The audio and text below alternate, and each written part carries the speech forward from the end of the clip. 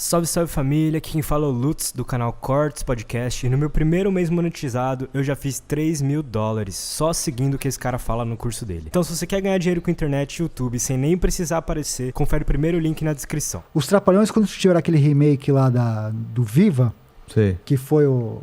Inclusive o Nego do Borel foi o Tião Macalé e tal. O Gui Santana. Logo no comecinho do primeiro episódio, participa o Dedé e o Didi. E aí alguém ia fazer alguma piada, ele fala assim, cara, os tempos mudaram. A gente não pode fazer as mesmas piadas que a gente fazia antigamente. Ele dá o recado ali. Entendi. Porque o Brasil mudou. Claro, o mundo mudou. O mundo mudou. As pessoas estão mais acesso à educação, com mais ferramentas de informação. Então, é natural que tenha isso. Né? Os Trapalhões sobreviveriam? Talvez não. Talvez seja um humor datado dos Trapalhões. Mas não deixa de ser importante e não deixa de ser engraçado naquela época. A gente tem discutido isso, né, com Madureira, o Hélio de la Penha, o próprio Dedé, sobre essas coisas de comédia que aconteceram, que explodiram em certa época. E aí você tem que estudar ou assistir com a cabeça tendo em mente que foi feito naquela época. Cacete Planeta foi para aquela época, né? E o TV Pirata para aquela época. Quantas vezes no programa dos Trapalhões passava uma mulher de fio dental, eles, bicho bom. Cara, jamais hoje, né? E você vê que era engraçado que os Trapalhões eles eram de domingo à noite. Você fala assim, não tem nada a ver com criança, com horário de criança. Cara. Né? E por que era domingo à noite? Porque o grande programa da Globo era o Fantástico. E eles queriam entregar a audiência forte pro Fantástico. E o único que podia fazer isso eram os Trapalhões. Tem até um caso engraçado que tem uma briga entre o Fausto Silva e o Renato Aragão. Ah, é? Que eles não se dão bem. E por quê? Assim que o Faustão entra pra Globo, ele era do Perdidos da Noite. Sim. A Globo contrata ele, fazia muito sucesso. Ele era da Bandeirantes, vem pra Globo. Então tinha o Faustão, tinha os Trapalhões e depois tinha o Fantástico. Na época que o Faustão chega, ou na época um pouco depois, os Trapalhões já estão em declínio. A audiência já começa a baixar. O Renato começa a falar que o Faustão entregava a audiência baixa. E por isso que o programa ia mal. E o Faustão falava assim, não, o meu programa está bem, o seu que está indo mal. E aí cria uma coisa que o Faustão acha que o Renato chegou a tentar puxar o tapete dele. Não assumiu a responsabilidade do programa, está indo mal, e jogava nas costas dele. E o Renato tem essa característica. Eu entrevistei o José Lavini, que foi o grande diretor do Cacete Planeta. Mas antes de ele ser o diretor do Cacete Planeta, ele foi por um tempo o diretor dos Trapalhões.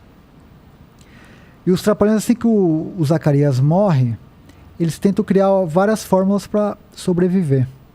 Tinha aquele Trapotel, que era sem graça pra caramba. Tinha Vila Vintém. E tinha um quadro chamado Nos Cafundó do Brejo. Que era no último bloco, só aparecia o Renato Aragão.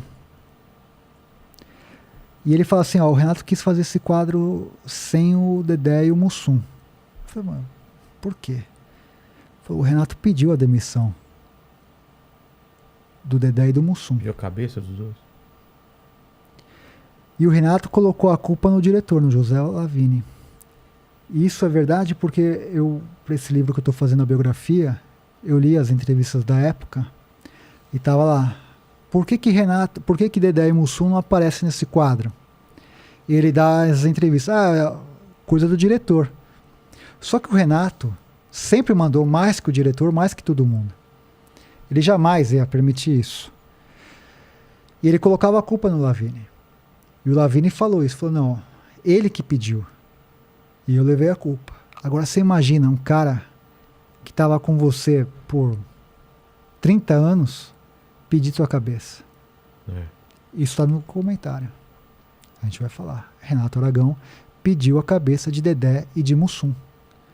Como a história lá do Comando Maluco, quando eles voltam de Portugal e tem a turma do Didi, Todo mundo, por que o Dedé não tá? O Renato fala, foi a Globo que decidiu tal. Se ele batesse o pé, ele falou, eu quero o Dedé. A Globo ia trazer o Dedé. O Dedé faz o Comando Maluco. O Silvio Santos, inteligente, coloca o Comando Maluco junto com o programa do Didi. No mesmo horário. Começa aquela briga.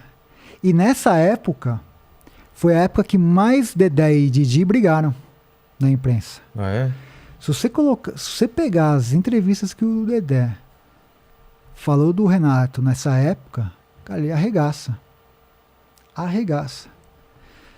Só que o Comando Maluco começa a incomodar. O que, por exemplo? Que era traidor, que o Renato virou as costas. E fez isso mesmo. Ele não admite, mas fez isso. E aí o Comando Maluco começa a incomodar o programa do Didi. Falou, qual que é o jeito de fazer isso?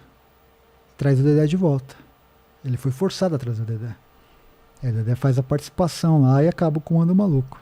Entendi. Mas foi tudo isso, entendeu? Daí você fala, essa amizade é uma amizade verdadeira? Não. Não é verdadeira. Essa briga toda por causa desse documentário, assim que começou a ter essas polêmicas todas, o Renato pagou uma passagem de avião pro Dedé, falou, vem pra cá. Ó, a partir de agora o nosso discurso é esse aqui, ó, contra o Rafael. Beleza, beleza. Tamo fechado? Tamo fechado. E aí rompeu. Rompeu com você. Comigo. Entendi. Entendeu? Então, assim, tudo isso, cara, Dedé, Didi, é muito maquiado, não é verdadeiro. Você vê, se você olhar todas as entrevistas do Dedé, do jeito que ele fala do Renato, é um jeito um pouco mais frio, você vê a expressão corporal, o jeito que fala, tal. É diferente de quando ele fala do Mussum, que brilha o olho dele, não sei o que, do próprio Zacarias. Entendeu? Entendi. É uma coisa muito... E pra você romper isso, cara, é só com o documentário. De falar assim. E não é colocar um contra o outro. Na verdade, eu tô contando pro público qual que é a real.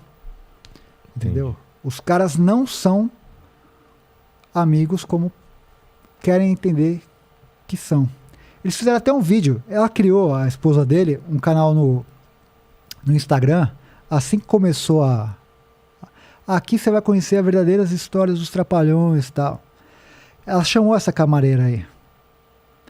Que eu entrevistei. Sei. Que falou que ele não gosta de ser chamado de Didi, que coloca banana não sei o que e tal. E aí, como que era o Renato? Não, ele era maravilhoso. Era uma coisa assim constrangedora, sabe? Você vê que ela tava sendo empurrada para falar aquilo. E ela fez um vídeo do Dedé também, que é esse vídeo que o Renato forçou ele pra casa dele, abrindo a porta como se fosse uma grande surpresa. E era tudo encenado. Entendeu? Como é encenado o Instagram dela, como é encenado o Instagram dele. Tudo isso pra quê? Pra tentar enfraquecer o que a gente vai contar.